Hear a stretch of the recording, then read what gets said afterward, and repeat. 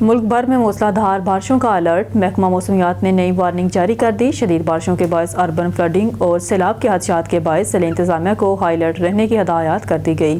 National disaster management authority (NDMA) نے ملک بھر میں موسلادھار بارشوں کا الرٹ جاری کر ممکنہ شدید بارشوں کے باعث نشیبی علاقوں میں سیلاب اور پہاڑی علاقوں میں لینڈ سلائیڈنگ کا خدشہ ظاہر کر دیا گیا۔ محکمہ موسمیات کے مطابق اسلام آباد میں ہفتے سے منگل تک گرج چمک کے ساتھ بارش ہوگی۔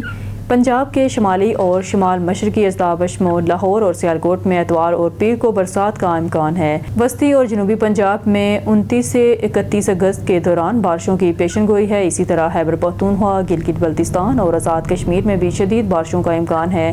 NDMA نے مالاکنڈ اور ہزارہ ڈویژن میں لینڈ سلائیڈنگ کے خدشے کے پیش نظر متعلقہ اداروں کو الرٹ رہنے کی ہدایت کر دی گئی۔